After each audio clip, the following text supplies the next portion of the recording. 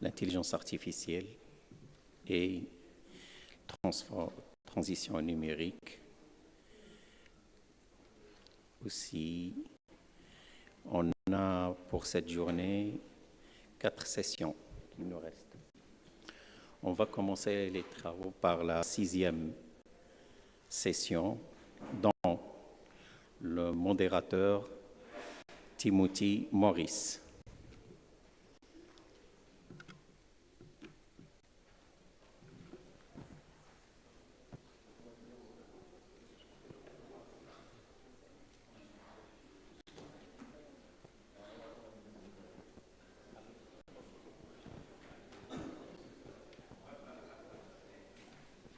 Vous devrez mettre les...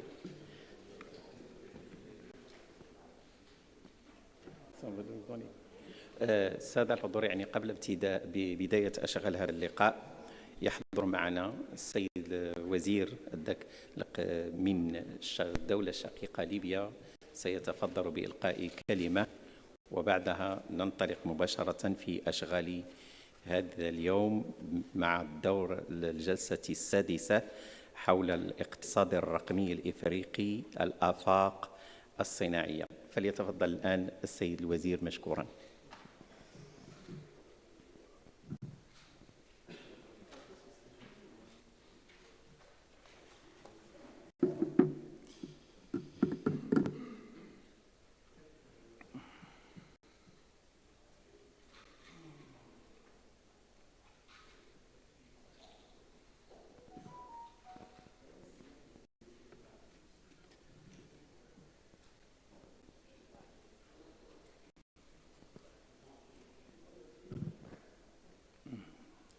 Good morning, everybody. Do I speak English? Anyways, in the name of Allah, the most gracious, the most merciful, Your Excellencies, distinguished ministers, ladies and gentlemen, peace be upon you all. It's a great honor for me to represent Libya at this important forum organized by CAFRAD in the Kingdom of Morocco, and I would like to thank the organizers and the Kingdom of Morocco for hosting this important event about innovation, artificial intelligence, and digital transformation. I would also like to express my sincere thanks to the Excellence of Prime Minister Abdelhamid Beiba for his trust in appointing me as a Minister of State for the digital economy and artificial intelligence, and this reflects the government understanding of the importance of digital transformation and innovation for Libya's future. Ladies and gentlemen, today the world is changing very fast because of digital transformation, technology, and artificial intelligence. Countries that invest in technology, education, and innovation will have a stronger economic and better opportunities for their people. In Libya, we believe that digital transformation and artificial intelligence are important tools to improve government services supporting transparency, create opportunities for young people, and help young people to build a modern digital economy. We have already started preparing a clear national plan that includes practical projects and initiatives in digital transformation and artificial intelligence. We are working to build a strong digital infrastructure, improve digital skills, and encourage cooperation between government institutions, universities, the private sector, and Libyan experts inside and outside the country. We also believe that Africa's future depends on a stronger cooperation between African countries and international partners. We need to share knowledge, support innovation, invest in research, and create ethical rules for the responsible use of artificial intelligence. In this direction, Libya is working on launching the National African Intelligence Strategy, the National AI Ethics, and the Unified National Roadmap for implementation. These steps will help us build a modern digital society and support sustainable development. Ladies and gentlemen, Africa has a great opportunity not only to use technology, but also to participate and create, also developing this technology. By investing in our youth, education, innovation, and digital infrastructure, we can build a stronger and more bright future for our continent. Finally, I would like to thank the King of Morocco and all the organizers of this forum. I hope this event will strengthen cooperation between African countries and the international partners for a better future for Africa. Thank you very much. Peace be upon you all. Thank you.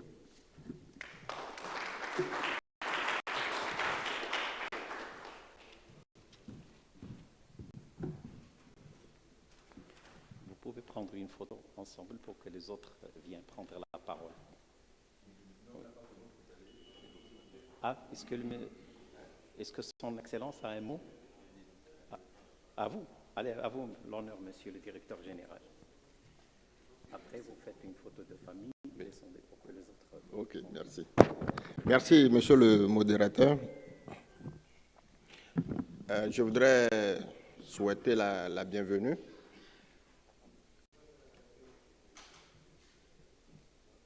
à Ses Excellences, Monsieur le ministre de la République de Libye et de Madagascar. Souhaiter la bienvenue également à tous les intervenants qui sont venus des États-Unis, de l'Europe, de l'Asie et de l'Afrique. Sans oublier le Maroc, bien sûr, étant un pays inclus dans l'Afrique, mais qu'il est important de spécifier. Alors ce matin, nous allons continuer les sessions. Je crois qu'il nous reste 5 sessions, 4 sessions thématiques et une session de clôture qui sera marquée par la rédaction et la lecture des engagements de Rabat. Est-ce que les relations internationales appellent souvent déclaration, résolution? Nous, on a choisi de baptiser ça engagement de Rabat.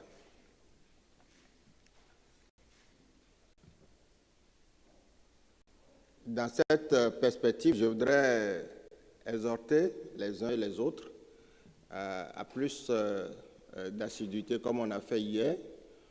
Malheureusement, je crois que la journée n'a pas encore commencé pour certains. On espère qu'ils vont rejoindre l'équipe tout à l'heure. Je voudrais souhaiter la bienvenue à l'équipe ou la délégation du Bénin qui est venue pour un accord de partenariat avec le Centre de formation et de recherche administrative pour le développement, la délégation de l'école de formation des professions judiciaires de la République du Bénin. Je souhaite également la bienvenue aux représentants du ministère de l'économie et des finances de la République de Burundi. Je souhaite également la bienvenue à la délégation tchadienne qui est dans la salle. J'espère que je n'ai pas oublié des délégations spécifiques. La délégation du Gabon, vous êtes combien? Et Madame la ministre? Ah, ok. Donc, je souhaite également la bienvenue à la délégation. Vous pouvez passer devant. délégation du Gabon.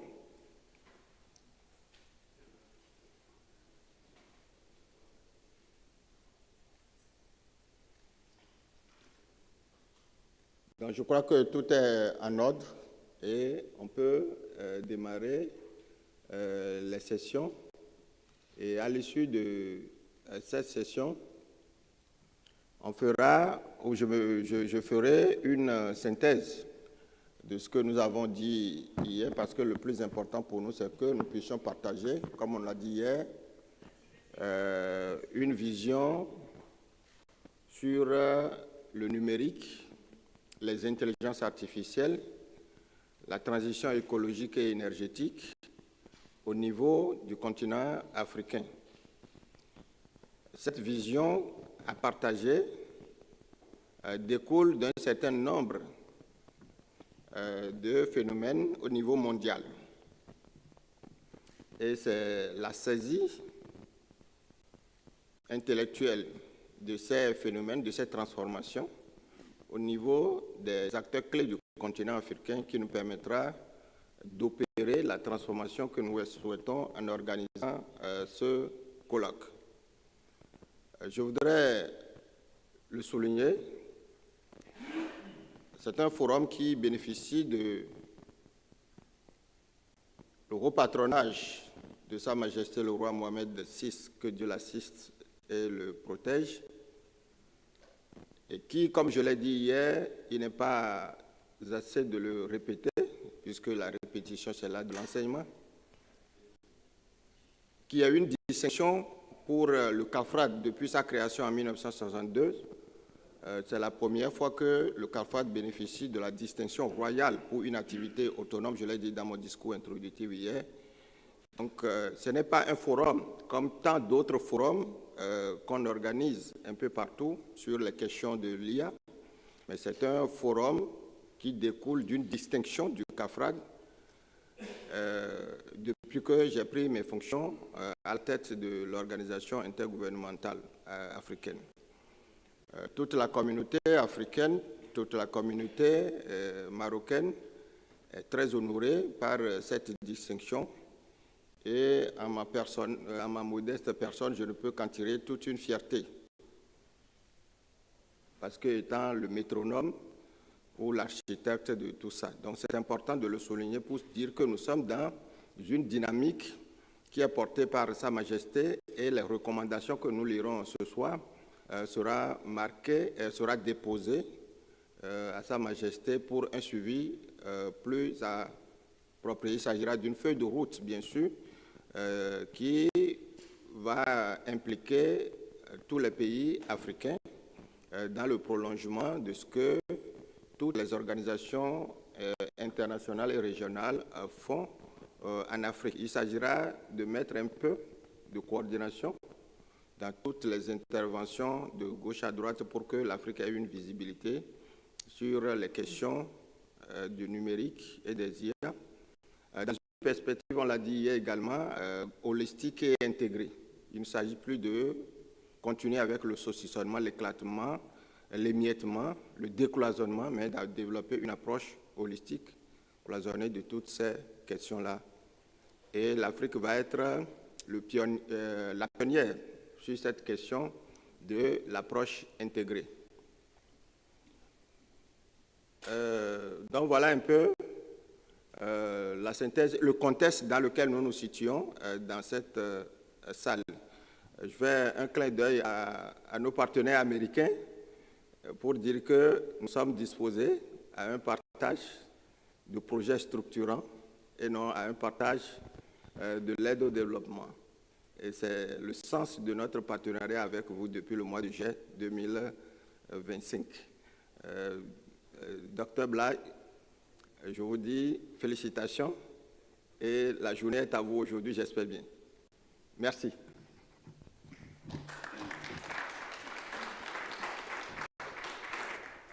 Merci, Monsieur le Directeur Général.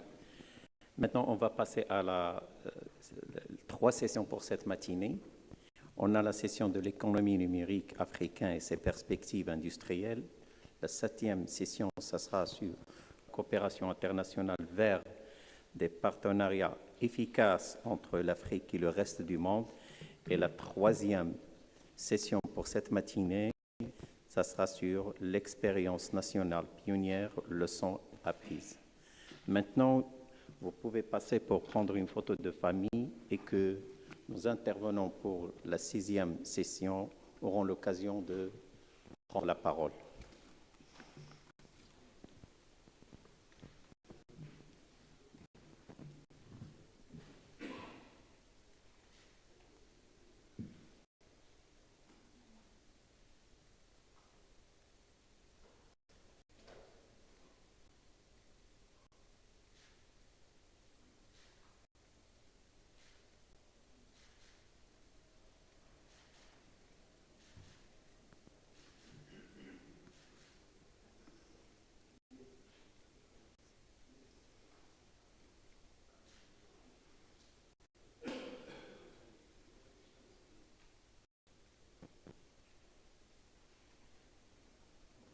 شكرا لمعالي الوزيرين من ليبيا الشقيقة ومن مدغشقر وللسيد المدير العام لكفرات.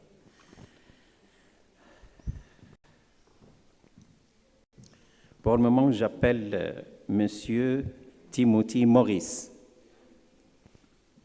C'est le modérateur, c'est un spécialiste des conférences des médias, le modérateur de la 6e session de l'économie numérique africaine et ses perspectives industrielles.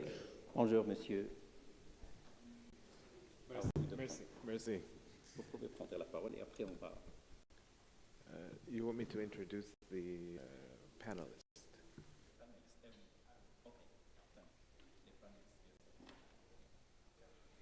Very much. Good morning. We want to thank Dr. Kofi Asovi. Thank you very much. The entire team, very, very excellent. Everyone is very organized. We're looking forward to this panel where we're going to interrogate the digital economy and growth and the link to growth and development. It's my pleasure to be able to bring forward the 3 extraordinary panelists. I'd like to start with Mr. Rob Stupé. He's the lead designer at Remax, Ethereum.org. Please give him a round of applause. Thank you very much.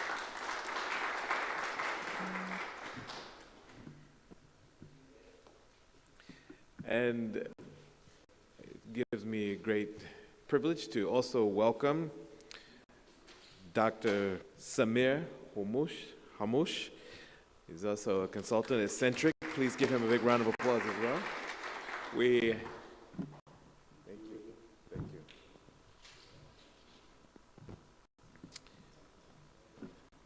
And finally, but not least, as we know, one of the great icons of this movement, Mr. Dr. Bai Blyden. Bai, please join us.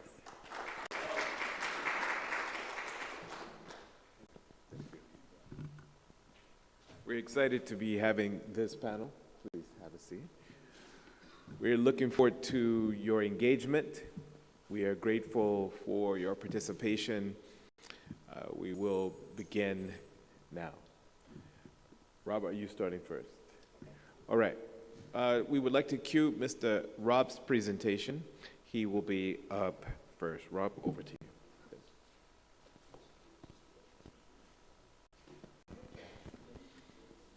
So this is to click it forward. It's pour marche. Oh, okay.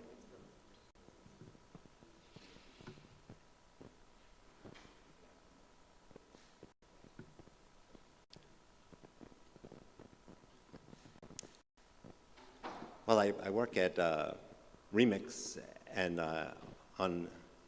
it's the tool that most people use to. Here we go. Most people use pour créer les smart contracts pour les blockchains. Et aussi, on forme les gens sur le blockchain. Et on peut comment? On marche. Ah, ça c'est la fin de la présentation là.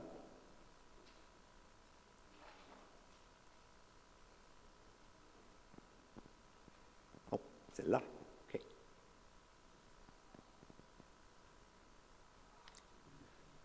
Donc c'est Remix. Peut-être que j'ai fait les deux langages.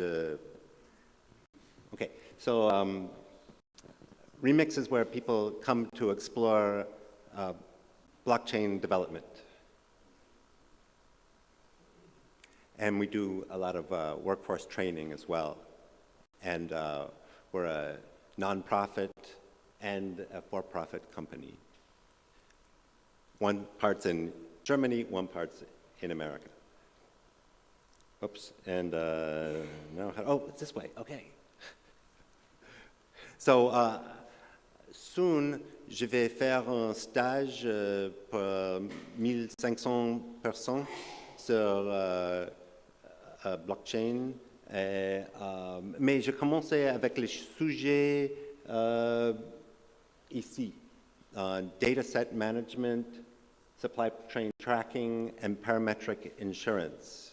So these are, I wanted to start with blockchain use cases that we're teaching people about. And these are for projects for both students and entrepreneurs and professionals who are learning about this material. So in data set management,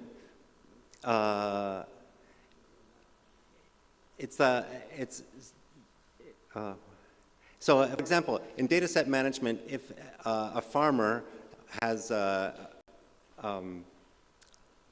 pump that's pulling up groundwater, and that information goes into a data set, and you want to be able to, and someone buys this data set, you want to be able to pay the farmer some fractional amount of what he's getting, what the data set is. And then you also want to make sure that the permissions of the data set are managed so that people, only the right people see the appropriate information. And in fact, you can run queries on the data set and only not return the data, but just what is asked for, so the data doesn't leak from the query. So we're going to be presenting projects with these students and builders of this information, how to create something like that. Also, another classic use case is supply chain tracking and management. And that's when you have, you're tracking an item through its supply chain, and you scan its code, and that code gets sent to the chain, and it becomes an immutable ledger. So when the person with the right with the right qualification, with a registered scanner, scans the item, and that becomes imprinted. And when the item arrives with its final destination, the funds are automatically released. So it's a form of escrow. And the interesting thing here is that value is stored on the smart contract. And the smart contract is not really smart, and it's not a contract. It's just a computer application that can store value in it, value like money. And when the conditions are right, the money is sent. Similarly, like a parametric insurance model is when the farmers buy insurance, and their money that they put is visible to them on the blockchain. And when the conditions, if it doesn't rain for a couple of months, money is automatically sent to them. So this is another good blockchain model, and we're going to have some demonstrations of those in this workshop. So in our workshop, people, of course, learn about blockchains and smart contracts, and they're going to be coding with an AI agent that incorporates skills. I'm using some of these catchphrases, and I'll explain them in a minute. And databases that use on-chain and off-chain data to index all this information. And in this blockchain world, everything is about decentralized storage so that data is duplicated and not lost. Also, there's something called zero-knowledge proofs where, actually, I'll give a little demo of a zero-knowledge proof. Okay, here's my driver's license. It's got my picture, my address, and a lot of other things on it.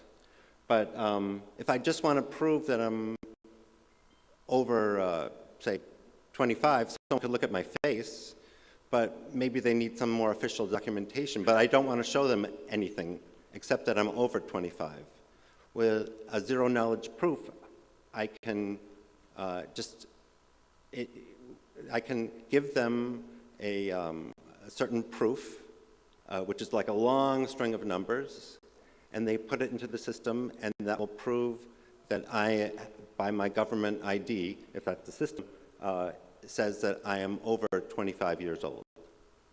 And so it's a way of managing what data is available and what data gets leaked or not.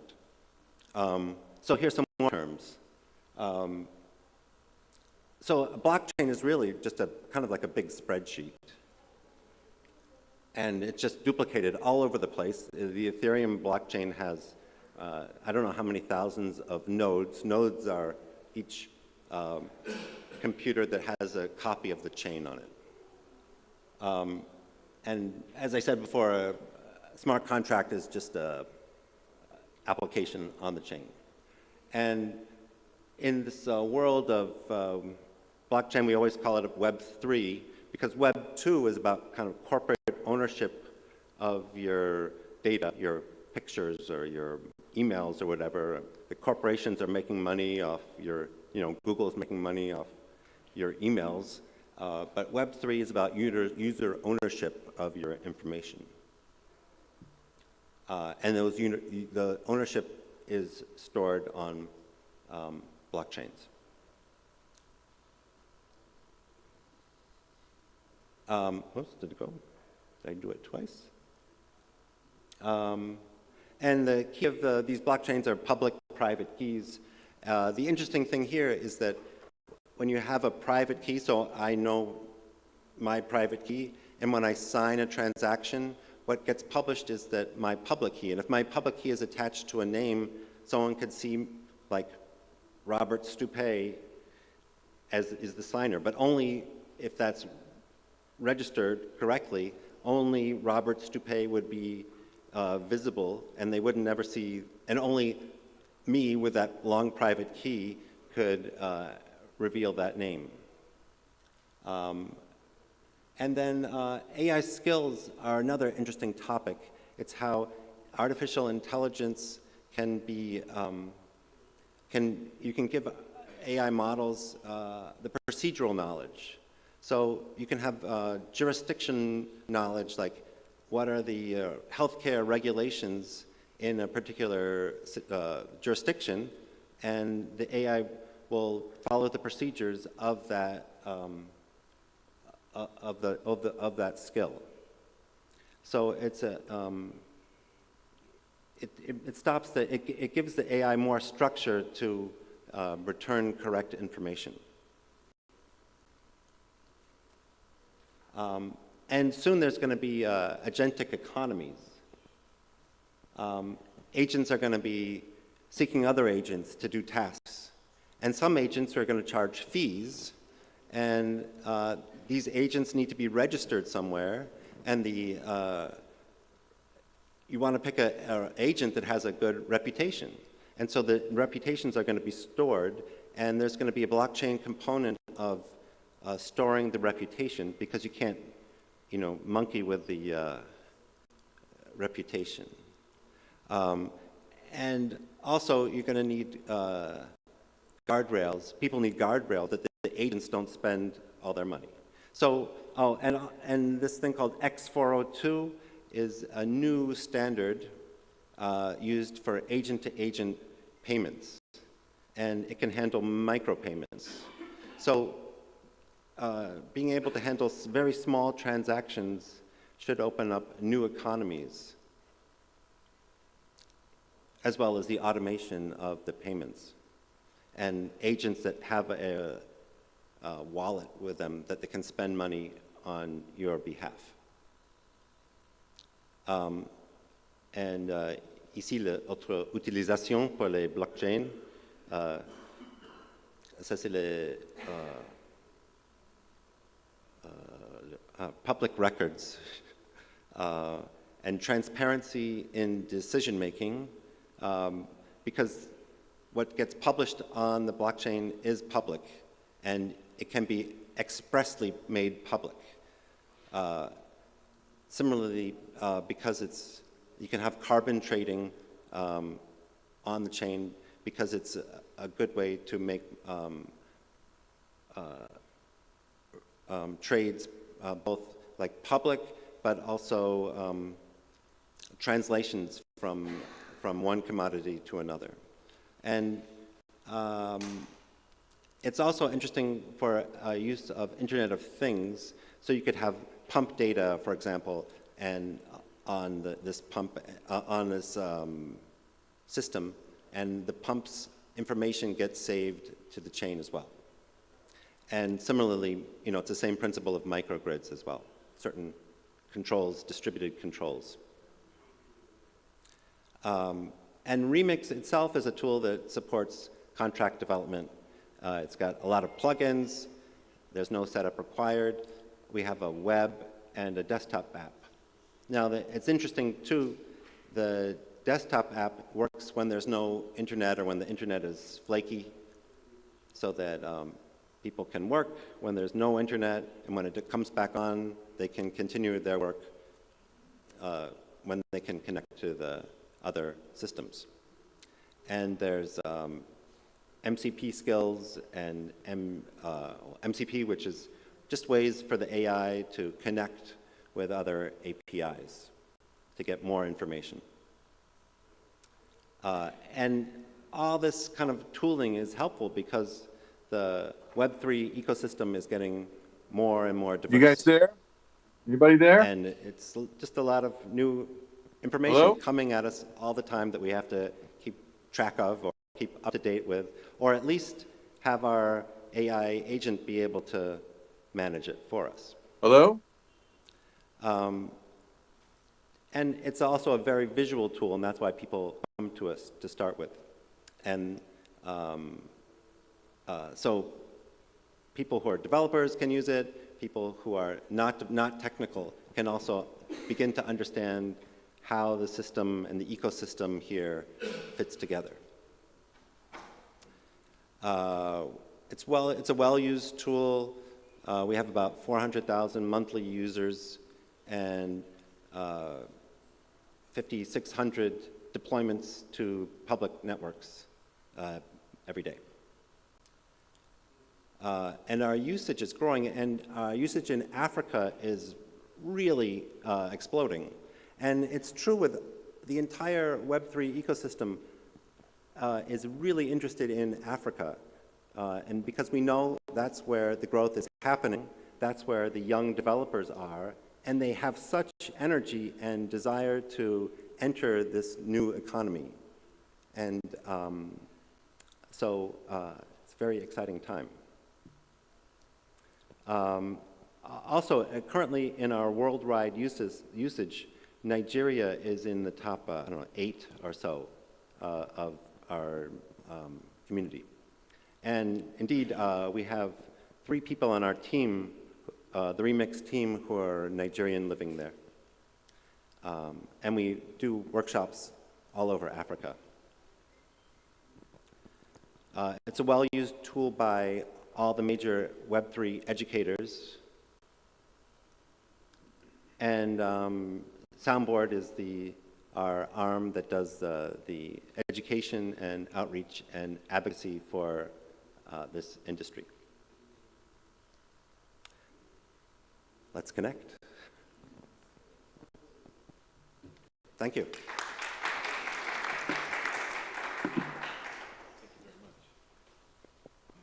It's wonderful seeing the trends that are happening with AI and agents. The agent-to-agent payment is a scary proposition. I'd like to bring up next Dr. Homush. Please give him a big round of applause. Thank you very much.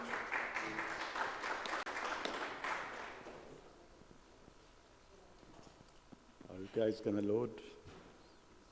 Assalamu alaikum, and it is a pleasure to be in Morocco. What a beautiful country.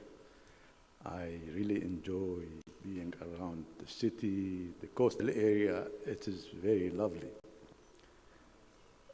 I'm going to tell you something before I start, something on my background that it is really not in the bio, the one we sent here.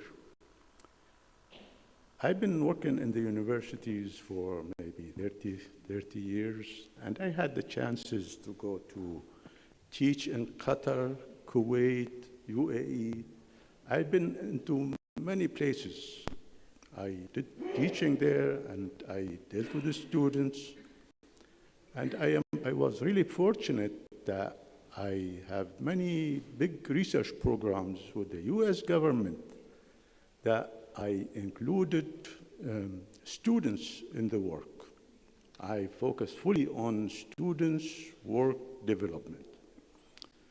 So when I went to Qatar, I saw the students. I was teaching some classes in the advanced area.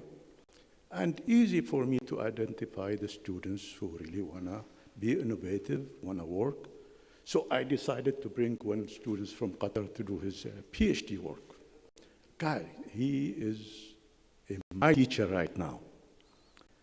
And through the years, I've been getting students from Africa, especially from Ghana. And the students I have now from Ghana is tremendously strong. He finished his master's and going to do his PhD work. Even in Qatar, when I went to Qatar, I got my students to be the president of Qatar University. What I'm heading into this, there is a lot of resources, man resources in Africa and the Middle East. Why we do have to go to the US, do all this wonderful trip, leave the family to produce? Why we don't bring it back here? I think it's really a great idea to focus fully on using technology, using the new ideas, and try to develop all these technology into the country. So the presentation I'm going to do here, it really indicates how much effort, how much energy we put through this for free. We didn't really make money. We actually put our own money into it. Years of dedication. Why we want to do it? Because we want to serve the mankind. We really want to serve the humanities. Our job is not to make money, it's to implement what we learn. Even from Libya, I know I brought many postdocs to work with us from Libya, and I know many of my colleagues from Libya too. Unfortunately, we have the thought, we have the will, but we don't really have the dedication, the environment to be innovative nations. So I hope what I'm going to show you here, how much we suffer to go through this process to make this is happening. I didn't put the credential here to brag or show you that I'm doing this. No, because you really have to look at your background. What do you need to establish some ideas? You need the technical skills, the mathematical skills, so I have the PhD in mechanics. You need the professional, means you really do design. You have the PE, professional engineering. And you need to implement, yeah, I have construction license. That is really not easy to get in the US. There's so much maybe complicated exam to go through. So when you look at your background, you see what you have, what can you offer, then you have to build your ideas, to work on it, to establish some industry, business to do this type of technology that you want to implement. So I'm going to go to the next slide. I'm assuming the green one. Which one? Green?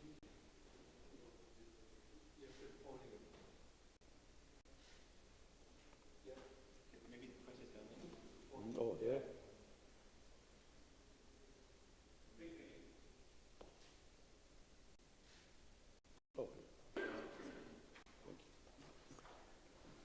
So in sustainability, I know every country thinks about sustainability. Anybody there? What can we do to produce the most green, most sustainable type of structures? There's a lot of product in there. So can you compete with these products? The question is yes. If you your energy, your thought, definitely you can compete. You can do many things from your knowledge and build into it. But remember, you really have to put the time and effort into it.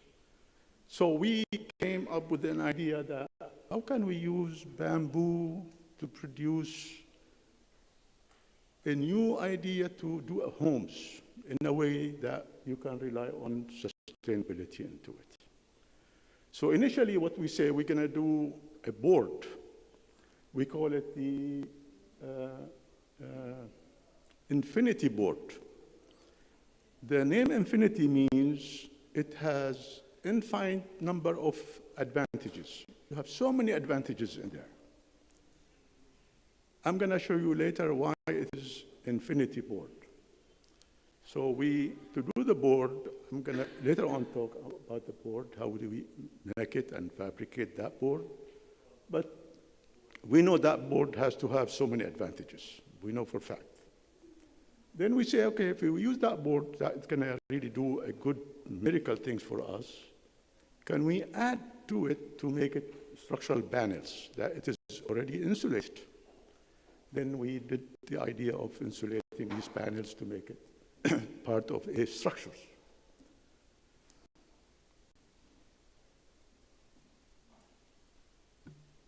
So therefore, in order for us to produce these panels, in order for us to do the segment for the structures, we have to rely on three types of businesses.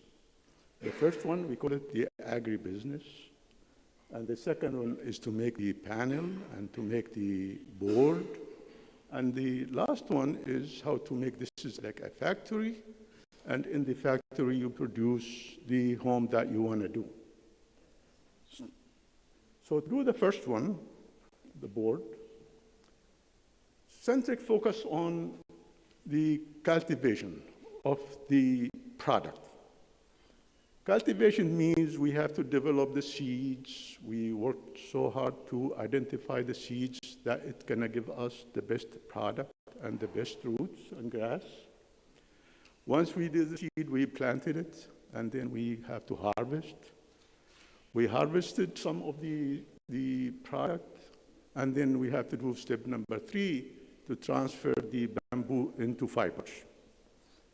Based on my background in composite material, I know these fibers that we produce has to be laid up and be architectured in the way that you really have to produce the strength that you want to do. Because I have so much background in composite material, so we have to lay up the fibers in the way to provide the strength you really want to obtain. And the first step we did in this is really working on it by hands.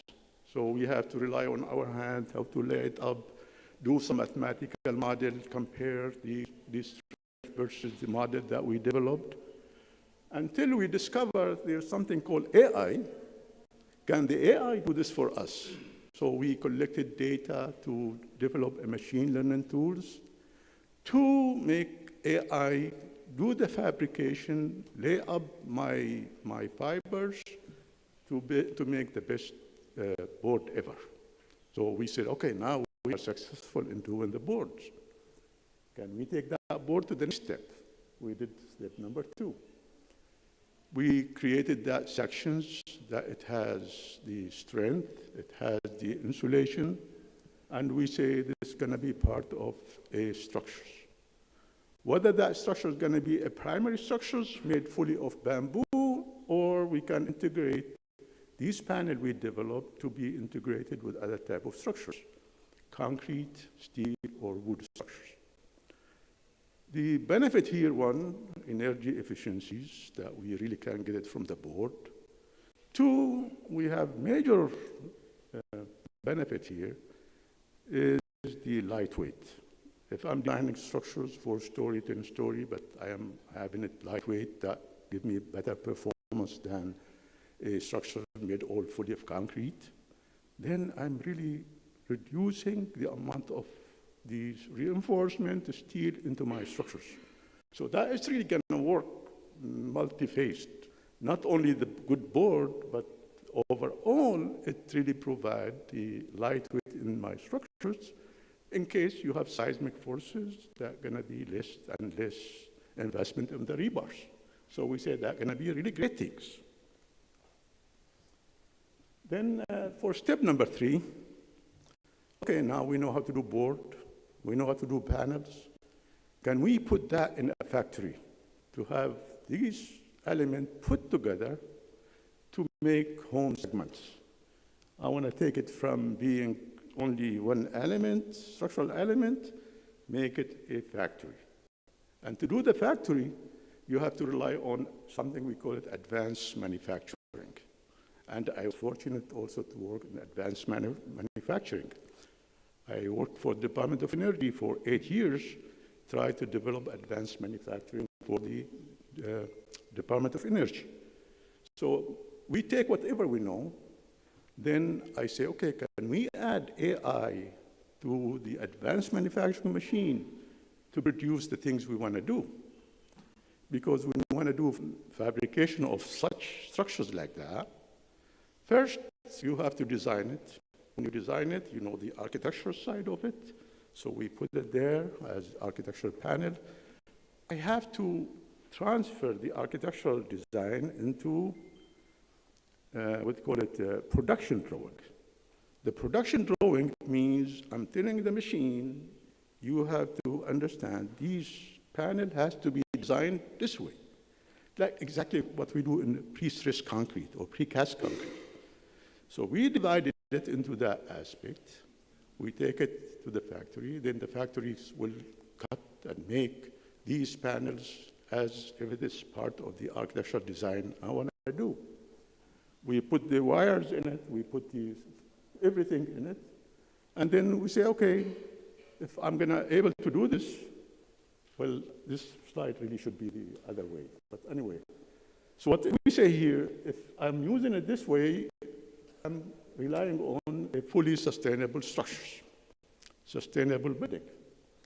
It has to be singular planting. It means I have to do one area, plant some of the bamboo based on the seeds that we develop to harvest for a decade, and it's not going to stop. And it is really a renewable area. It provides sufficient house sufficiency, and it is doing economical development. Why it is economical development? Because it really has the farmer to do work, the engineers to do their design, to create jobs for factories, for the panels. So it's really going to do economical impact into this type of structures. And when we deliver this, supposed to be coming with all this wiring and structural exterior walls in it, make it in a kit, take that kit, and then deliver it to the site, then you can really produce homes very quickly, very efficiently, and affordable housing. I decided to put some structural properties to show how good the material is. So I did several testing. We did many testing in the universities and some of the certified laboratories to check our product versus the product of other wood products. So we did a few of these. We have a lot of testing, but I selected a few of them because these few of them, it really gives us indicators how good is the centric material. So here's some, which is, I say, it is the structural property for bending test. I selected bending test to tell you that this test provides us with two important strength and what they call it, the ability to strength and ductilities versus the modulus of rupture. Modulus of rupture means that when you start to load that beam, it's going to crack and fail at modulus of rupture. And then it modulus of elasticity too. So from this test, we did two things, and we got what we wanted to compare with the wood and plywood and other wood products. And the other one, if you check here, is the moisture's absorption. This is also an important factor. Why it is an important factor? Because wood gets really damaged by moisture when it is wet. The mold comes to it, termite, and all this junk gonna come to your wood, then you have to treat the wood. That is very costly. So when you compare here with our product, it is really amazing the way we do it. And here's some of the summary. If you compare the centric infinity model, infinity board with others, you really see the difference. You really see the difference. It means our board really has no moisture content in it when you are building with it. You compare to others, and then if you look at the vapor pressure soaking, it is really low comparison to the OSB. So it is really something we have to take in consideration. And now, if we do fire, because you say wood, it means fire. We took our panels and we subject the panels into fire test. We did 1 hour fire protection test with torching, and we did the 2 hours. And then when we look at the results, we can conclude that you get protection from our model, from our board, equivalent to 8 inch of brick. So it's really great product to avoid, to prevent fires and to detain fires. Okay? So what we need to do now, I think, in my opinion, this is a unique material. And it is the only one that, in my opinion, really can be implemented and built in one of the African countries. My feeling, Morocco is the one, honestly. Either Morocco or my home, Syria, Damascus. I want to go after this probably to Syria, speak to them if they really allow us to build some new construction method like that. Actually, I have video. I want to show you the process, how to make the homes out of this. Okay? So if I want to say why we are using and we are dedicate our time for this product, because look at the property that we have. It is 3 times stronger than wood. So if wood can carry 1, our board can carry 3 times. It is waterproof, no termites. I think for those who are in the US, you know your house from wood, you have to treat the wood every year with chemicals.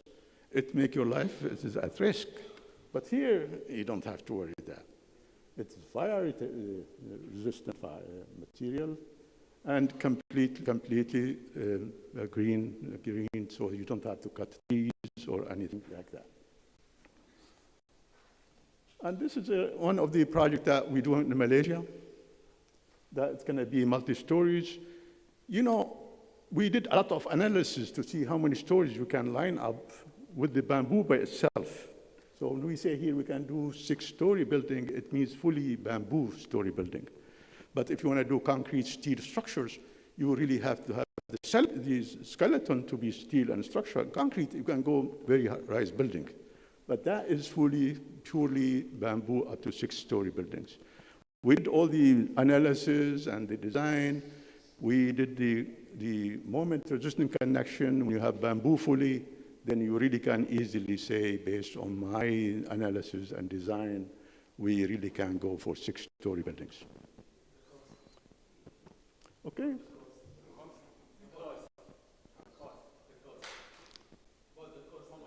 I'll come to that. I'm coming to that. Of course. No, I'm coming to this. This is very important. Very good. So we know everybody is looking for green. So then when you look for green and sustainable structures, here's the answer. Bamboo is the one, honestly. And then if you look at the population of the Earth, everybody lives between the 35 minus plus on the equators. That most population and that the area which is fertile for the bamboo. Okay? So there's two things really there for us to implement this technology. For the coast, I'm going to come to this one, right? Okay, next one, probably. Okay. Well, okay, well, before I go to the coast, because it's going to be next slide. Now, this is faster to deliver because you make it in the factory, you come to this site, and then you put it, align it together, then you can build it very fast. So you don't really have to do the workers, bring them to the field, do all this work, take time.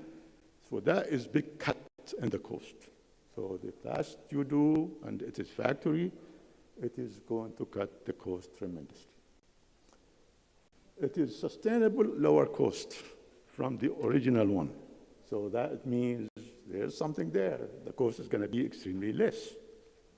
Flexible in design, you have any idea how to design it architecturally, we can take that, transfer it to production drawing, take it to the factory, produce it, so it is flexible. Anything you want to do, we can do there. And then it is environmentally friendly. So this is really good for the environment, that we are not cutting trees, we are not doing these bad things.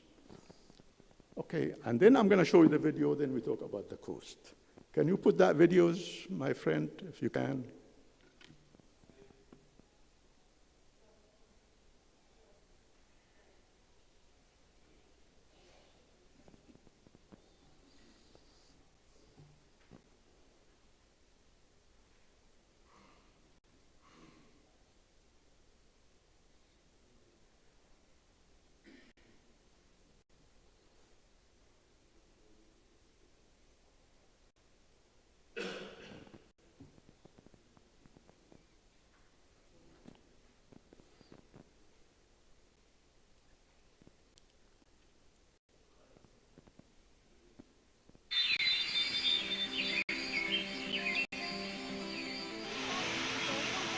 All around the world, there are hundreds of thousands of different plant species, but there is one plant that stands above the rest in terms of usefulness and speed of growth. That plant is bamboo. Bamboo forests grow naturally and stretch across large expanses throughout Southeast Asia, Hawaii, and many parts of South America. In a time when global warming, depletion of resources, and deforestation threatens the balance of the delicate natural world and its diverse ecosystems, bamboo is making a name for itself as a viable solution and resource that's both remarkably useful and environmentally friendly. With carbon dioxide levels in the atmosphere on the rise, bamboo becomes a highly beneficial tool to clean the air we breathe. Bamboo can be transformed into a countless number of useful, environmentally friendly products that will help the world be a little greener. As resources continue to deplete, bamboo stands strong as a renewable resource that regrows almost as quickly as it can be consumed. It is truly a miracle plant that will eventually grow its way into all of our futures and become a reliable resource for centuries to come.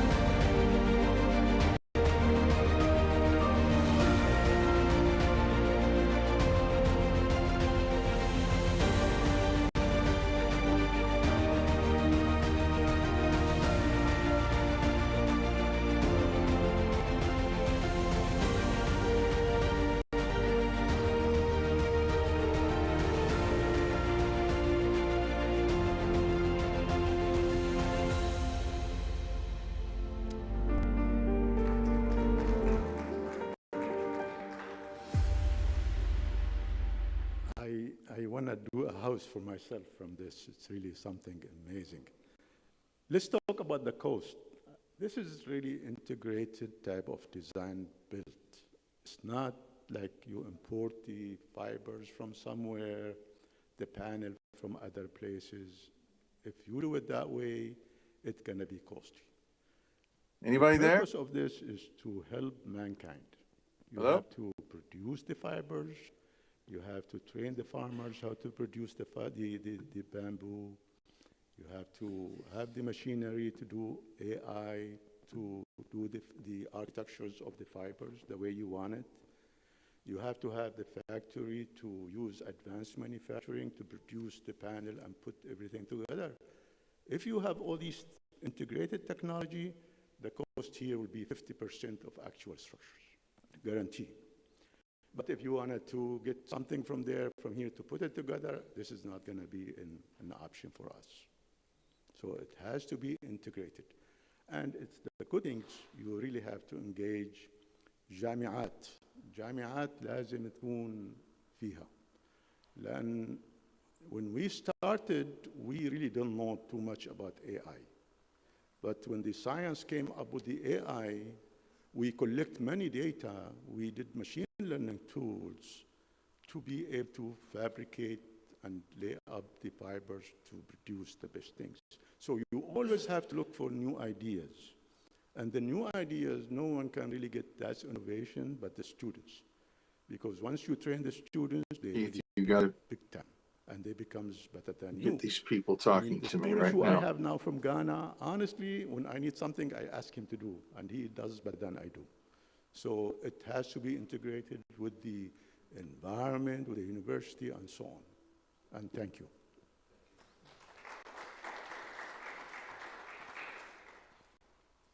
Awesome. I don't know about you, but I also want a house in bamboo.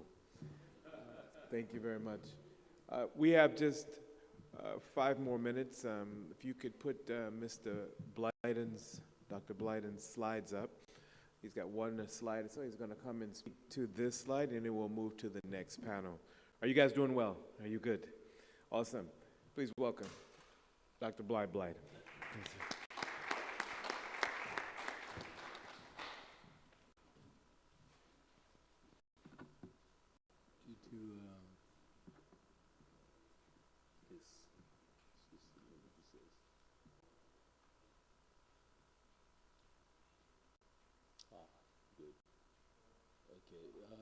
Let him, yeah, good.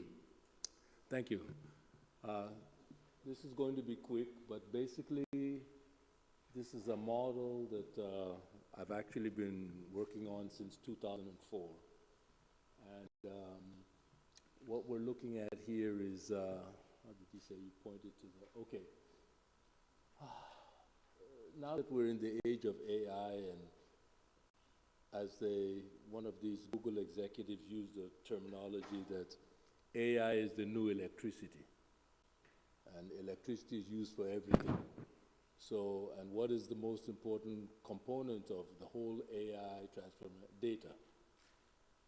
So, most times you hear people talking about, well, your data protection and this and that, and they get caught up in the terminology everybody's using, but I'm going to take Africa as an example, okay?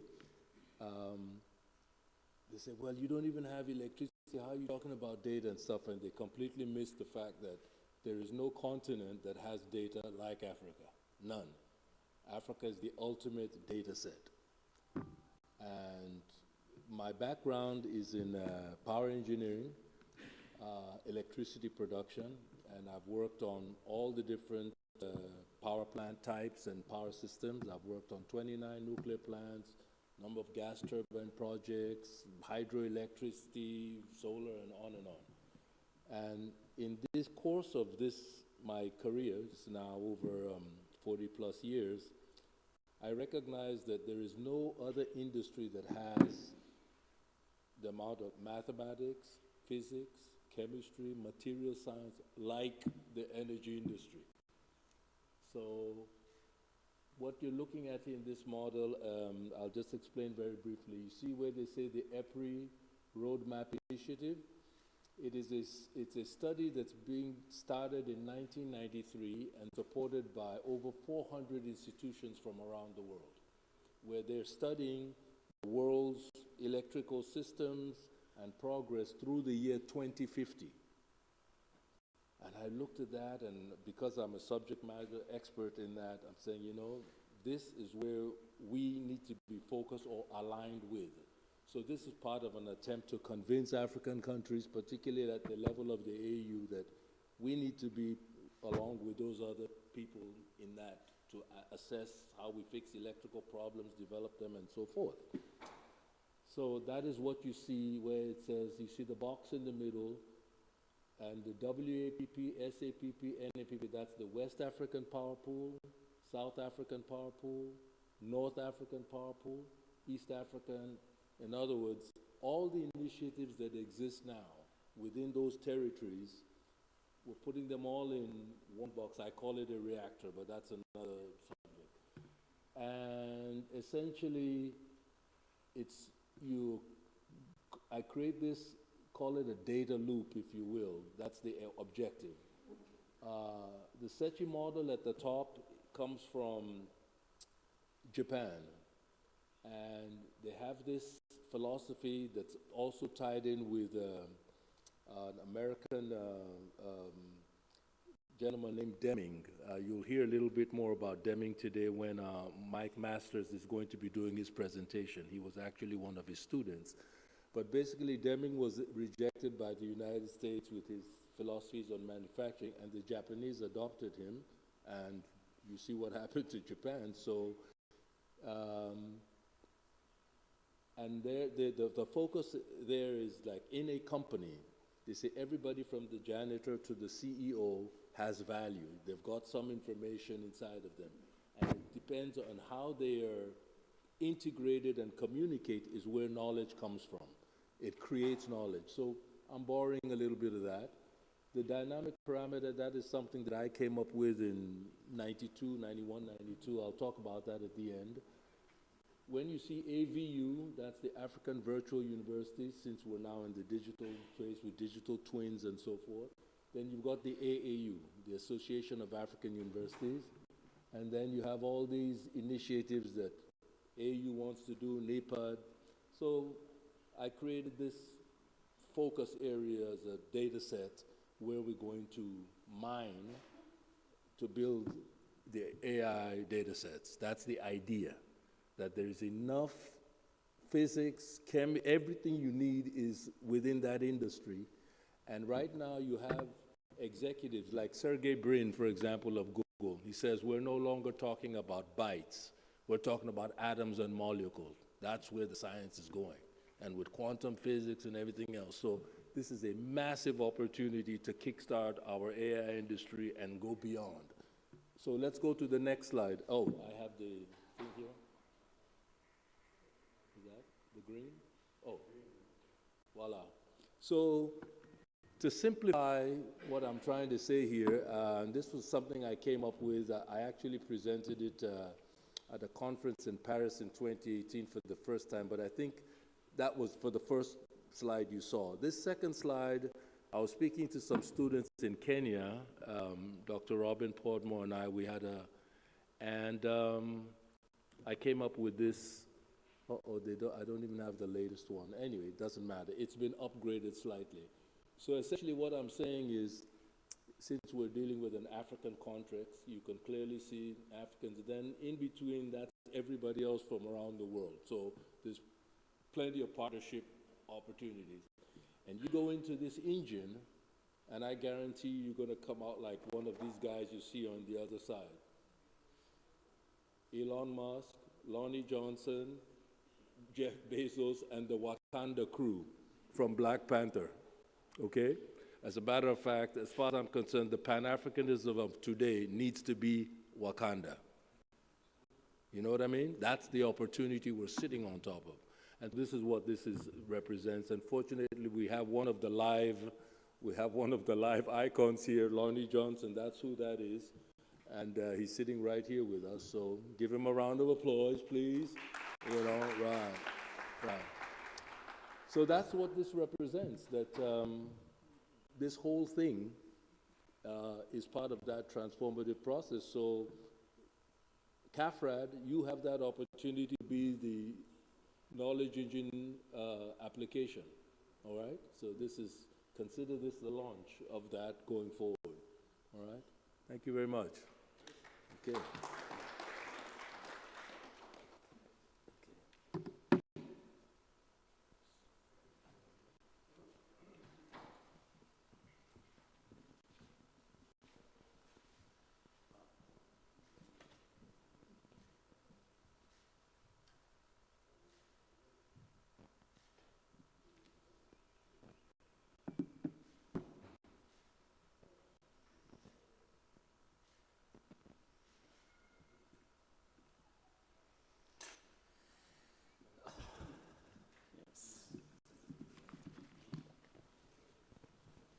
Thank you very much. Thank you. Thank you.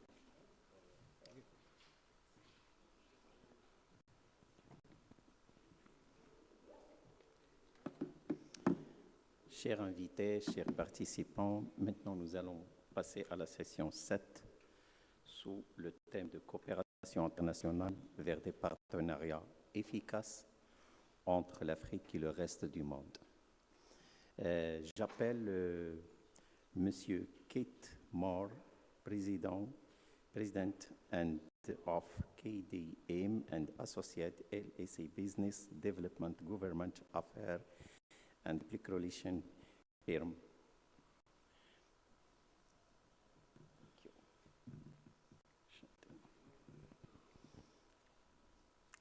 Ah non. Oui, c'est voilà. J'appelle aussi Monsieur David Oui. Ah, c'est David Oui. Keith Moore. Keith Moore.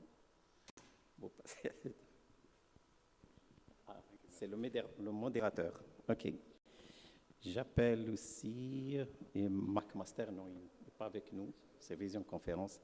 Et je vais prendre la casquette aussi d'un intervenant parmi cette aimable équipe.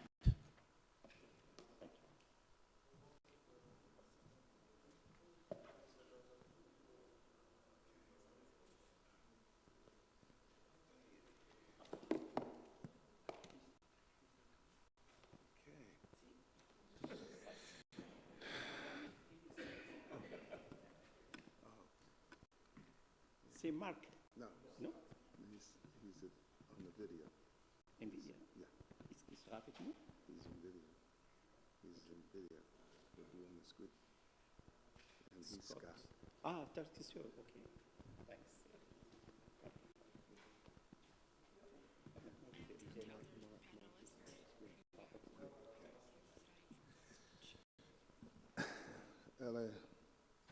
Alhamdulillah.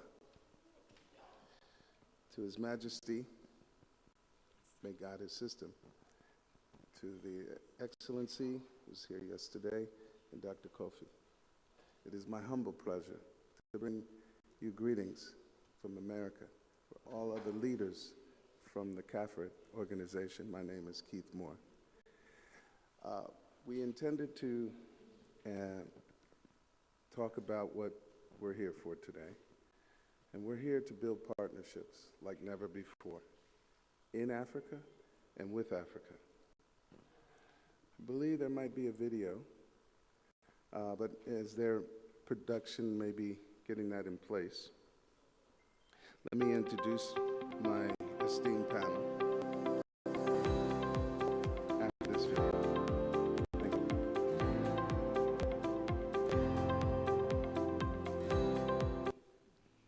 Keith Moore's journey began in 1981 at Xerox, where he became the youngest hire in the office products division, selling Ethernet before most had ever even heard the Internet. But his true calling came when he left corporate America to help run his family's elderly care facilities in New Jersey and North Carolina. Is a heart of Asbury Park, a city battling addiction, unemployment, and homelessness, Keith made a radical move. He converted one of the family's healthcare facilities into Exodus House, the first ever licensed to have a house born from a Class C boarding home. Ex's house was more than a facility, it was a lifeline, offering housing, rehabilitation, job training, and a second chance.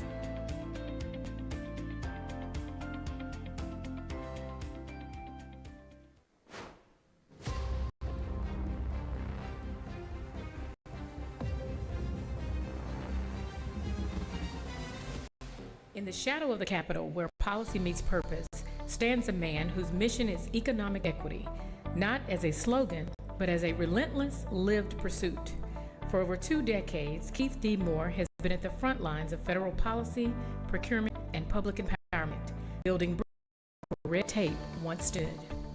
As the operator of one of the nation's oldest and most impactful federal procurement centers, based in the heart of Washington, D.C., Keith leads KDM and Associates, a government affairs and business development firm that is reshaping what it means to be contract ready. KDM has become a trusted name among small and disadvantaged businesses, offering not just consultants, but pathways, policies, and partnerships that win billion-dollar contracts. EOZ Opportunity Zone Summit in Puerto Rico, now in its 6th powerful year. What began as a signed memorandum of understanding has become a national gathering of changemakers, entrepreneurs, leaders in government, and equity champions, all committed to expanding U.S. manufacturing. In 2024, Keith partnered with NNSDC to co-create the Best in Practice Government Contracting Incubator, a 12-week accelerator giving minority business enterprises and underserved founders the tools, training, and traction to win in the complex world of federal contracting. From on-demand learning to deep mentorship, this isn't about checking boxes. It's about building capacity, readiness, and global resistance. Keith's leadership journey began in the community in Asbury Park, New Jersey, where he led urban transformation efforts that drew national media attention. He became a voice for the voiceless, appearing regularly on Comcast and NJN Network, championing bold solutions to poverty, equity, and opportunity. As founder of Open Government TV, Keith launched one of the nation's earliest platforms committed to government transparency, economic news, and actionable information for entrepreneurs and communities. Today, OpenGov TV continues to deliver content that educates, informs, and mobilizes. Through every initiative, the DOE teaming strategies to federal mentor-protege contracts, Keith has one purpose: to transform access into achievement for those often left behind. Keith D. Moore is more than a policy expert or procurement leader. He is a federal champion, a man who believes every zip code from Washington, D.C. to the hills of rural America deserves a shot at prosperity. And as long as there are barriers to break, contracts to win, and communities to live, Keith Moore will be there, building the future one business at a time. For Keith D. Moore, the measure of his impact isn't just in policy wins or billion-dollar contracts. It's in the legacy he leaves behind for his family. A devoted husband, a proud father of daughters, and now a grandfather, Keith leads not just on for his community, but for his lineage. Every summit he hosts, every business he lifts, every door he kicks open is done with their future in mind. He believes that legacy is not just about what you build, but who you build it for. And for Keith, that means leaving behind a world where his wife, his daughters, and his grandson inherit opportunities and not obstacles.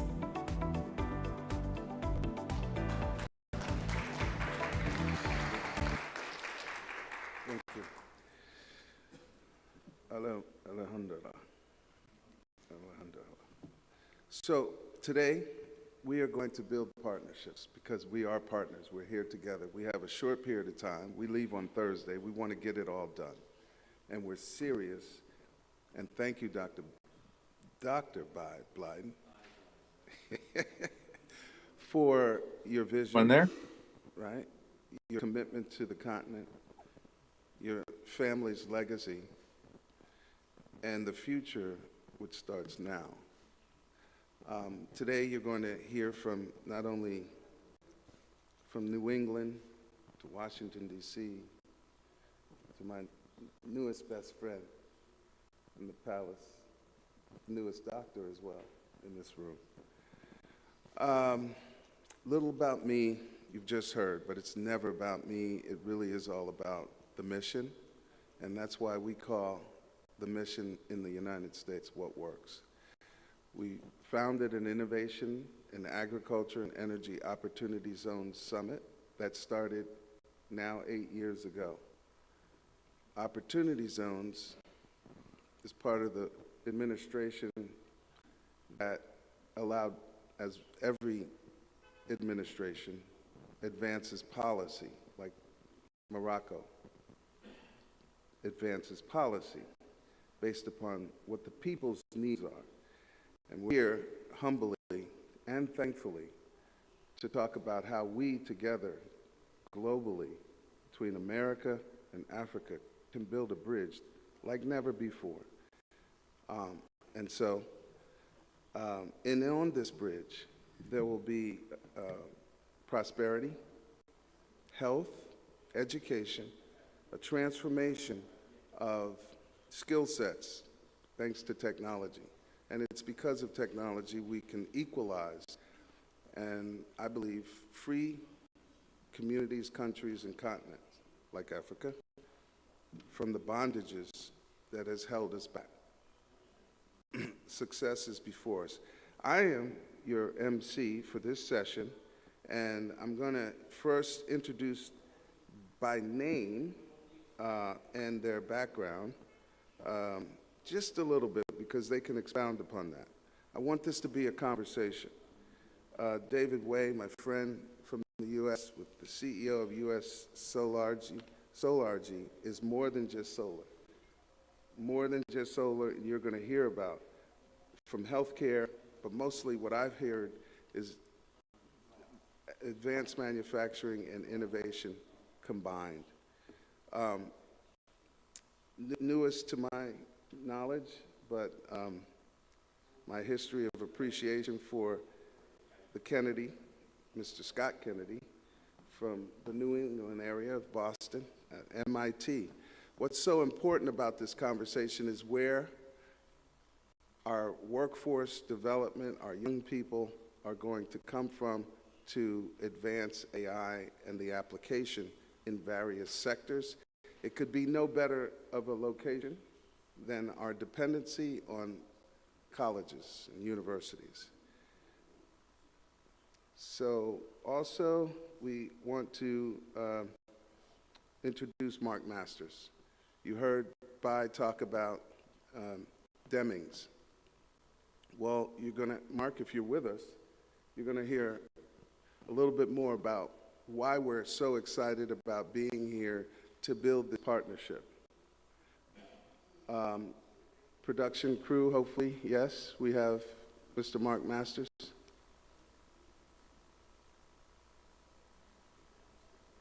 Hello? Mark, you with us? Yep. I'm here. Can you see me? You are here. We hear you, but we need the volume up. Oh, I can't see you. And even if we can't see you, we just need to hear from you, Mark. Okay, well, I'm happy to be heard from. Okay. Thank you, ladies and gentlemen. It's let me just start off by saying that I have an iPad here that's about to run out of juice. But tonight I did something unusual for me. I actually wrote down my thoughts. I dictated them about 2 hours ago. If you bear with me, I did it because I found that I had to slow down my diction because there's translators in their audience. So I'm sorry you can't see me, but these things happen from time to time. Anyway, welcome. By the way, my best wishes from West Coast of America, where it's middle of the night here, but I'm glad to be here with you. So let me begin. Distinguished leaders, ambassadors, business leaders, and entrepreneurs, and state people of the great nations of Africa, greetings from Oregon, the West Coast of America. I'm here this morning and deeply honored for the invitation to speak to you on how our continents might grow closer together. You represent one of the world's oldest and richest continents, home to ancient civilizations that built mighty empires and wonders of human achievement when much of the world was still young. Your cultures carry the wisdom in countless generations, an unbreakable spirit, the promise of a future that belongs not just to Africa, but all free peoples who believe in partnership, dignity, and better shared destiny. Tonight we gather here not as observers, but ready partners, ready to forge a new and better alliance between America, the world, and Africa for economic development, growth, and a global partnership. Tonight, I'd just like to speak to you off the cuff because my iPad is not going to be battery with us in order for me to do so from my prepared notes. But I'll speak from my heart. When I first met Bai Blyden, I was absolutely astounded that a man that had that much care and love for the peoples and countries of Africa existed in real life. We found each other sort of like long lost brothers, both students of a fellow by the name of W. Edwards Deming, who we studied independently from each other at the same point in time in our lives in different ways, because we were both stunned by the economic achievement that he had achieved in Japan, a small island nation that was broken after World War II, that everything was destroyed. And yet the Engineers Association of Japan invited Deming over to Japan in the early 1950s to help them teach them how to build quality into the process, which is exactly what Elon Musk does with his iterative processes in his factories today. And Bai and I were astounded that that same process of internal collaboration that the Japanese companies did with each other, instead of seeing each other as rivals and competitors, they started to realize under Deming's profound knowledge that they weren't ever going to compete with each other because they had a global market in front of them and from which to export their goods and services. And Deming convinced them at least of that much, and then he convinced them of something even better. He convinced each one of their departments to look at each other as internal vendors and internal customers, and whichever department was delivering a given product, like an engine at Toyota, for instance, they would be the internal vendor. If they were delivering it to the chassis department would be their customer. And Deming was trying to figure out how to sort of break through the old traditions in that Japanese era where you couldn't speak up to management in fear of losing face or causing your boss to lose face. But he did recognize that they listened to their customers. And so he got around the issue of the face efforts by convincing Toyota, for instance, to allow each department that was delivering a part or service internally in the manufacturing line to be the internal vendor, and whoever was receiving that part to be the internal customer. And what was interesting is he said to them, if they don't provide what you need, what do you do with an outside vendor? You fire them. And so he gave Toyota's internal departments the ability to fire each other if they weren't listening to their internal customers' needs. When this happened, people started asking very smart, humble questions, which is what Bai Blyden and myself loved about Deming. That it was the simple, humble questions, listening to the frontline worker, honoring and respecting them for their contributions, that actually saved 40% of the labor cost at every Japanese factory that used Deming's methods. And Bai said to me one day, he said, Mark, I've been working on a knowledge engine for Africa to unify the African nations so they could eliminate duplicative costs, to streamline things more, lower energy for the working poor, create the possibility of food crops that were cheaper, of better value. And he went on with his amazing vision. I was stunned. So I'm talking off the top of my head, but I'll tell you this much. That man is on a mission. He's on a mission to recreate the economic explosion that Deming fostered in Japan in the 1950s, that turned in 1960 and 1970, to Americans buying Nissans, used to be Datsun, Toyotas, Hondas, at a level never seen before, rivaling General Motors and Ford, the quality was much worse than American companies. And yet American companies never did what Deming taught. the Japanese after the war, even though he was an American. They still didn't listen because of pride. There's an old saying, pride goes before the fall. And in this case, it cost American businesses to really get humble and to start asking the same smart questions that Deming taught the Japanese to ask. And as their quality got better, they started asking even better, humble questions like, why are we looking at each other as competitors? Why? And they started to realize they didn't need to. They could cut each other's capital expenditures in half, like Toyota, for instance, and Mazda, joint venturing on the cost of an engine. It's a better engine at half the cost. They started having an abundance mentality that allowed them to expand the global market share of Japanese goods and services in a way where they never competed with each other, but actually they were strategic alliance partners with each other. And I wanted to talk to an African nation audience of collaborative nation states for a long time to sort of share this point that Biden has done so incredibly well. He cares, and he sees that you could eliminate duplicate cost across 42 nations or more by working closely together and not seeing each other as continental rivals, but see each other as continental allies who could, just like the Japanese companies did, could create an economic explosion in Africa that could be make Africa the leader of leaders in the entire free world. And people might say, boy, you're sort of buttering us up here. I don't think I am. I think the resources and brilliance of all the people, rich cultural history, the brilliance in leadership and storied past, all of those things when combined with artificial intelligence, robotics, inexpensive energy with small nuclear reactors to power new manufacturing cities, and later better technologies with solar and other things that people like Elon Musk and Jeff Bezos are working on in their own ways, could make Africa make the original Japanese miracle look like pale in comparison. It would be minor because you guys, Deming never had any of the advantages in the 1950s with the Japanese, like artificial intelligence or robotics or inexpensive fuel. He had a different sort of world. And can you imagine what Africa and all the nations assembled of all the great honorable people in this assembly could do if they looked at each other as potential joint venture partners to eliminate each other's costs and wastes by sharing on projects honorably?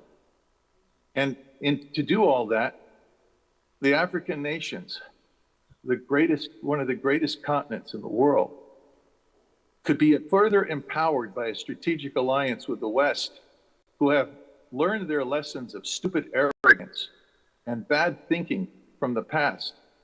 This generation is something new. There's a new humility in the West, a new appreciation for the African continent and for the African nations.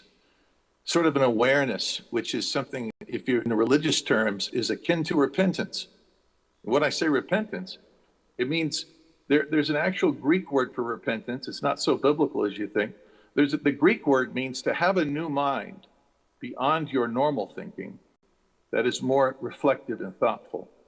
So in that sense, I believe the West is becoming, at least America and other nations in Europe and around the world, are each waking up to a new day of repentance for the mistakes they've made in Africa.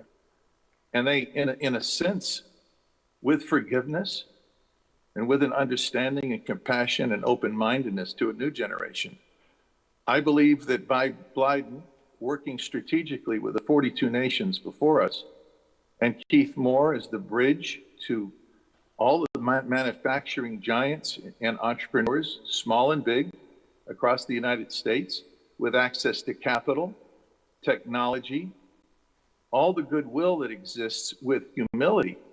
But this time around, what Keith and Biden are envisioning is not America as some country that romanticizes Africa without respecting it. This time, it's not going to be a childish sort of relationship. It's going to be one like a marriage of mutual respect and admiration for each other as equals in a shared destiny and a great future That could mean jobs and employment for every one of our children and children's children, a form of unity that will change the world. And I sincerely mean this. I'm not reading from a speech. You can tell from my diction. I was perfectly prepared tonight to do something I never do, which I just dictated all of this earlier, but then my iPad died, so I guess the good Lord wants me to sort of wing it. But I mean every word of what I'm saying. And I know that Keith and Bly Biden together, Keith doing Deming-type thinking that made the Japanese miracle explode economically, bringing that into DC with a coalition of manufacturers, mining companies, agricultural companies, energy companies, defense industry players, all of these things, they all need Africa to lead. I mean lead. Africa can become a leader of leaders if it realizes that the simple human milk of human kindness, compassion, girded by strength and boundaries, requiring countries to respect it as an amazing continent of powerful minds and resources and thinking and genius talent, can change the world and have their own destiny separate from China or America or Europe. But yet America and Europe are good examples of strategic partners that have their own agencies and their own systems of things. It doesn't mean that they can't electrify Africa and all those present with capital, resources, collaboration that was done in Japan under Deming between Japanese corporations that changed the entire world and made Japan the #2 economy in the world, bypassing all of the European allies with such a small population. I think now they have 83 million. That's remarkable. Imagine what the African continent can do if the 42 people, the 42 representatives, could be 44. I apologize if I don't have my iPad working, so I'm just trying to remember.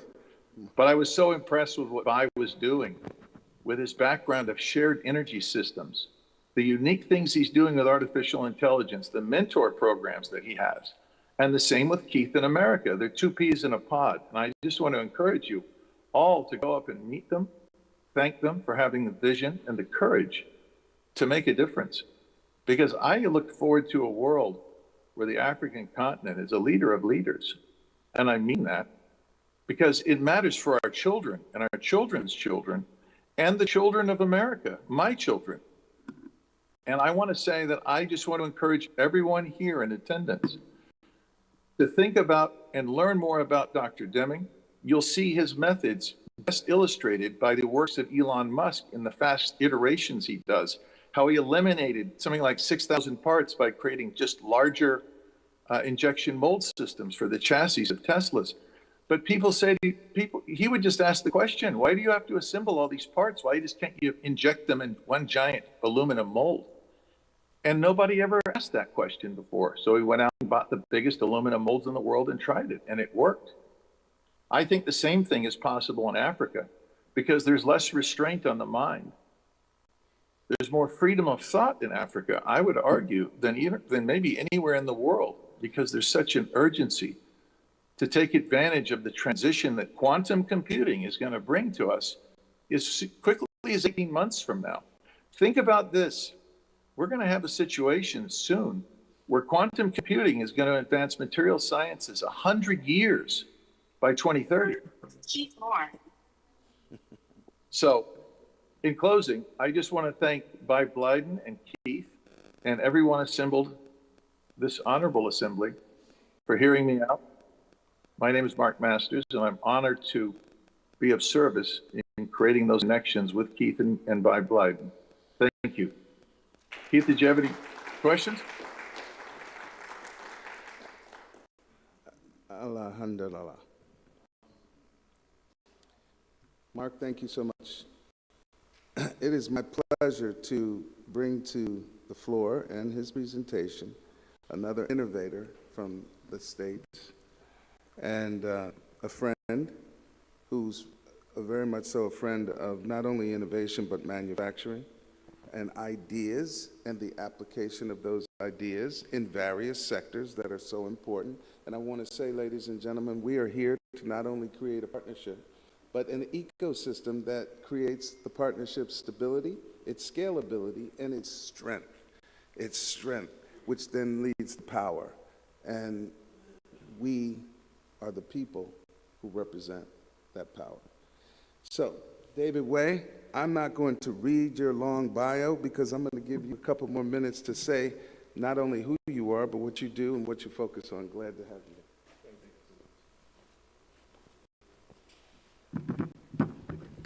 you. Your Excellency and all the honorable guests, and thank Barry to invite me to speak here. We've been in a lot of industry. You know, we do solar renewable energy for a long time, and recently we just opened a manufacturer in USA, so we could do comply all the USA compliant, regulation. So like, I don't know if you know that right now we need to made in USA to be able to comply in the FIA compliant. Okay, so you have to make in USA. So right now we're doing really well in US, but we're a global business. We're a global company, so we do solar panel, renewable energy, battery energy storage system. We do racking, inverter, But I'm not going to cover that today. Today, because with all the African country, I'm going to go through a PowerPoint introducing this. That's the wrong one.